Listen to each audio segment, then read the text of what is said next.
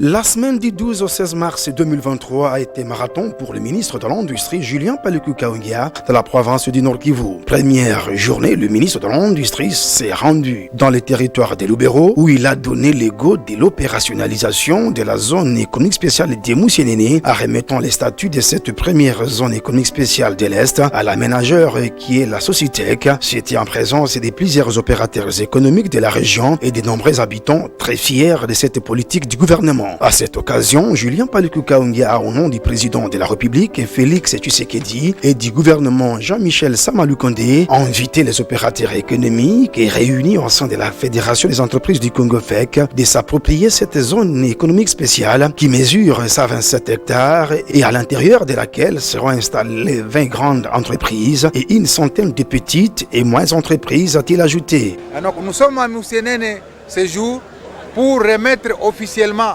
les statuts d'aménageur à la société Socitec qui aura la charge d'aménager cette zone et de faire un appel à investisseurs. Voilà pourquoi nous joignons à la société pour demander aux investisseurs nationaux et internationaux que désormais la zone économique spéciale de Moussienene est fonctionnelle, qu'on peut s'y installer et bénéficier des avantages qui sont accordés à travers les décrets fixant les avantages dans les zones économiques spéciales. Moussienene, dans les 10-15 ans, va produire ou procurer 10 000 emplois directs et indirects. Et donc, c'est une manne pour la population d'ici et c'est une voie de la pacification de la région de l'Est. La remise de ces statuts va accélérer les travaux d'aménagement du site et l'installation des entreprises industrielles dans la zone, a indiqué Issé Maliona, président du conseil d'administration de la Socitec, qui est l'aménageur. La prochaine étape, c'est le démarrage des travaux d'aménagement du site. Donc nous disposons déjà d'un plan de masse de tout le site. Toutes les rues sont déjà prévues et nous allons démarrer le travail. Évidemment, il faut chercher les financements pour pouvoir travailler et démarrer et attirer les investisseurs. La visite du site de cette zone économique spéciale et l'usine qui produit déjà de l'eau potable a été également au rendez-vous. À Butembo, le ministre de l'Industrie a été face aux différentes couches sociales dont la crème intellectuelle, les partis politiques, les motocyclistes et les opérateurs économiques. Dans la salle Maria Mama pleine à craquer et ce, dans une conférence de bas sans tabou. Ici, il a donné des détails sur le processus d'industrialisation de la République démocratique du Congo avec des réformes menées grâce au plan directeur d'industrialisation chiffré à 58,4 milliards de dollars américains avec ses différentes composantes dont les zones économiques spéciales qui offrent des avantages fiscaux, parafiscaux et douaniers aux investisseurs. Parlant du grand projet panafricain de l'industrie des batteries électriques piloté par la République démocratique du Congo, il a donné les différentes étapes déjà franchies dans le processus de l'installation de la première usine de fabrication des précurseurs des batteries électriques de la province du Haut-Katanga, un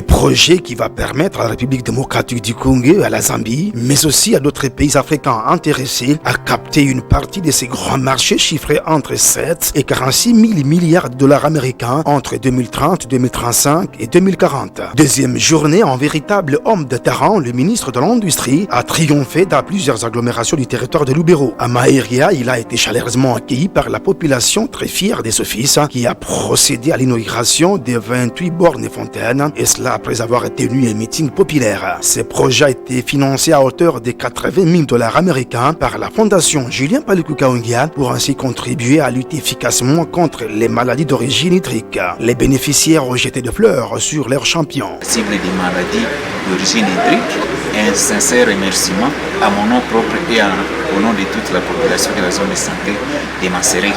Et je sais que c'est un bienfaiteur qui a toujours été pour le développement. Nous avons sollicité chez l'honorable Julien Paluku Kahongya 81 000 dollars pour terminer. À Kilalo, il a communié avec la population très mobilisée qui rêvait revoir l'ancien gouverneur du Nord Kivu pendant 12 ans. Juste après, le ministre s'est rendu à Masereka où il a échangé avec les habitants dans une salle pleine. À cette occasion, il a invité la population de s'arrêter massivement et de soutenir son candidat président de la République, Félix Tshisekedi. La construction d'un stade moderne par sa fondation a été très saluée par les habitants. Ici, Plusieurs cadeaux lui ont été remis par la population, très contente de ses actions en faveur des différentes communautés. Troisième journée, le ministre de l'Industrie s'est acquitté de son devoir civique en obtenant sa carte d'électeur dans la commune de Kipessi, en territoire de Lubero. Accompagné d'une foule très mobilisée, ses fils de terroir s'est rendu à l'école primaire Nyamiringa Kipessi, où il s'est fait enrôler avec le directeur général adjoint du Conseil congolais des batteries CCB, Kakulevu Kondondo. S'adressant à la population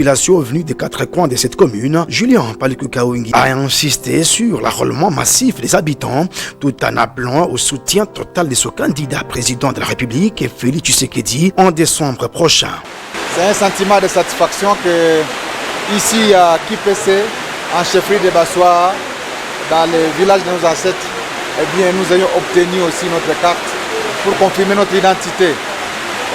C'est un sentiment de satisfaction parce que à ceux qui ne croyaient pas que les élections auront lieu, je vois que cette étape est une étape importante. Je remercie le président de la République qui avait dit au peuple congolais que les élections se tiendront dans les délais. Je réitère cet appel à toute la population de se faire enrôler pour que chacun dispose de sa carte et que demain, chacun puisse décider de qui va être son dirigeant et au niveau national, au niveau provincial. Parlant développement, le ministre a annoncé qu'il va construire des bornes et fontaines dans la commune de Kipessi, et cela comme il l'a fait à travers sa fondation à Maëria. Très pragmatique, il a procédé au lancement des travaux de construction du bâtiment administratif moderne qui abritera la maison communale, jadis victime d'un incendie des hommes armés et contrôlés. Clôturant sa mission focalisée sur la consolidation des stratégies pour faire de l'industrie un facteur de paix, stabilité et développement, le ministre de l'Industrie a visité en commune de Lubero les usines de production d'eau potable et des jus de l'entreprise Toutana qui a créé de l'emploi. Ici, Julien Paluku Kahongia a promis l'accompagnement du gouvernement qui doit protéger cette industrie locale. Toujours dans cette commune, il a procédé à la remise d'une ambulance à la population qui transportait ses morts sur les têtes, motos et brancards. Au cours du meeting, il a annoncé la prise en charge du carburant et frais de réparation pendant 3 mois issués par sa fondation. Les bénéficiaires n'ont pas tari d'éloges envers leur digne fils. Nous avions déjà manqué de respect sans le vouloir pour les morts, puisqu'il fallait les transporter sur des motos, sur des brancards, ce qui ne nous honorait pas. Je lance un message vibrant à toute la population de Lubero de soutenir son Excellence, Monsieur le ministre Julien Paluku Kahongia, un fils du terroir, pour tous ses actes. En tout cas, nous lui promettons un soutien indéfectible. Juste après, il s'est dirigé à Moussienene, chef-lieu de la chefferie de Bassoa, où, au nom de sa fondation, a remis une morgue à l'hôpital général de référence, une œuvre très saluée par la population.